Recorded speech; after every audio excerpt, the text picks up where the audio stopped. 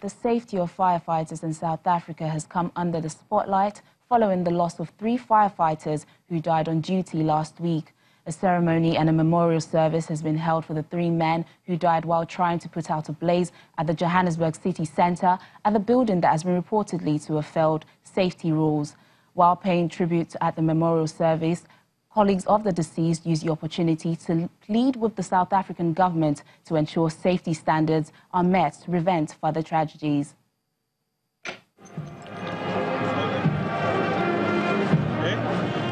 Simpiwe Morapana, Mduduzi Ndlovu, and Katuchelo Mwedu died fighting this fire exactly a week ago.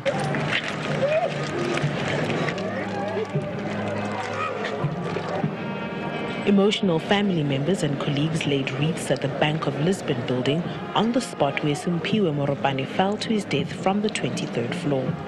That side. Because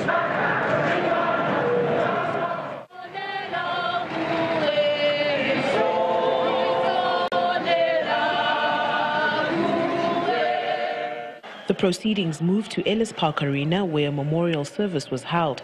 But the event soon turned into a platform for firefighters and labor leaders to express their grievances following the tragic deaths. The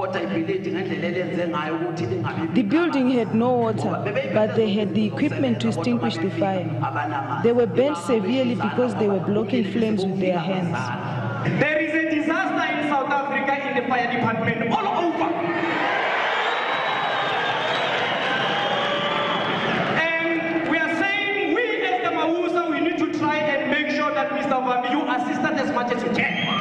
City of Johannesburg officials readily admit that there is an adequate capacity to deal effectively with raging fires. The city only has 14 fire engines. An employee says working conditions are unbearable. Every time we complain about safety, they are telling us about budget. So if we've been listening to their speeches, so now it's our time to speak out, because now we're the victim of these circumstances.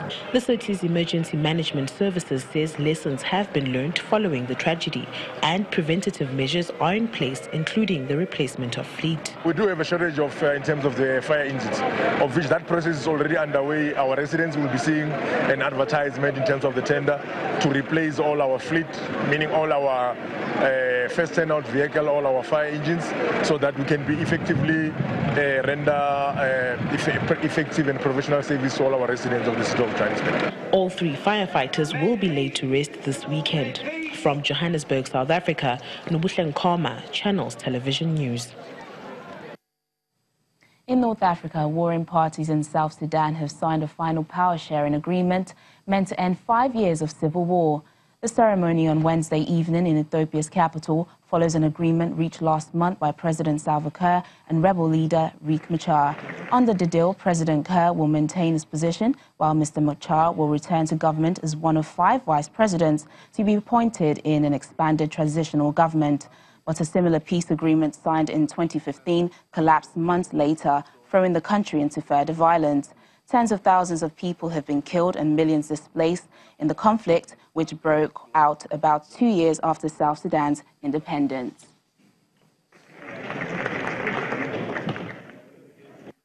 This indeed is a major milestone and a great stride towards building and lasting peace.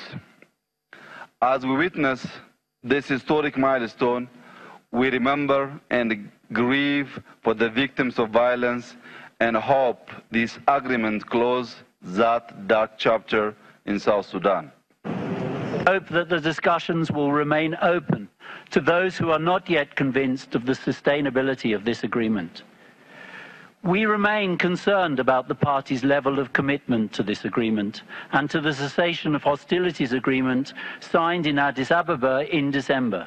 In WOW, for example, military offensives have been undertaken since the signing of the most recent ceasefire.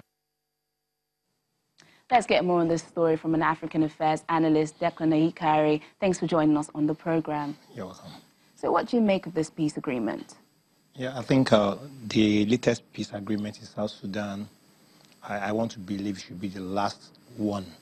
The last one in the sense that we're beginning to see some level of sincerity on the part of the actors who are actually involved in this crisis. And we're also seeing a situation where the continent and beyond the continent, the leaders of different countries are getting more involved in this crisis, in trying to resolve it. And it will be a bad situation for any of the actors in South Sudan not to comply with this latest move. But however, we need to get something clear. I think the greediness of our leaders in Africa should be checkmated. This crisis has been on now for years. And I want to believe that none of the relatives of these actors had been killed or had been involved in any of the crises that has taken their life. And so you find out that those that are actually suffering this thing are the citizenry that are to be governed by the same actors who have refused to accept the peace agreement. But I just want to seriously believe that at this point in time, any of the actors who fails to comply with this latest peace agreement should be sanctioned by the international community. So are you saying that this agreement, well, it's different from the previous one that was signed in 2015? Yes, it's quite different because I said more people are interested in making sure that there's peace now. That's one. And two, there's a level of sincerity between the actors in South Sudan. So initially, the South Sudanese government was against Riek Machar rejoining the government or even returning to the country. What could have motivated this sudden turnaround? Yeah, you should not forget the fact that Machar was deputy to Kerr in the first instance, a deputy, and when eventually he was accused of plotting coup against the president, he had to excuse himself from the government and absconded, and the war, engulfed in South Sudan, and so there won't be any reasonable peace talk without having him involved, and now that he's involved, we must hear his own side of the story, and that's why I said there's a level of sincerity, because if you don't allow him in, you will still find him fighting behind, and to make sure that every effort to achieving peace is not achieved. So bringing him now and allowing him into the country is a better way to getting peace in South Sudan.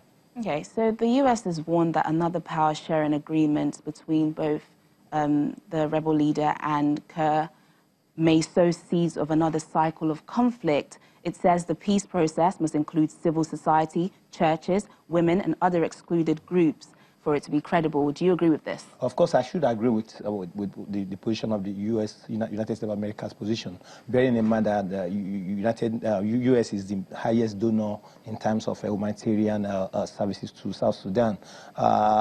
You should not forget that beyond the two actors, there are other interest groups in South Sudan who should be consulted too.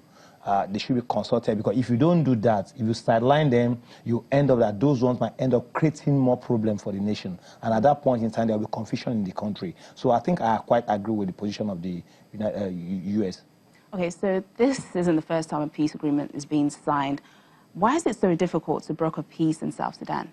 Yeah, it has been so difficult because I said there's a lot of element of greed among the leaders.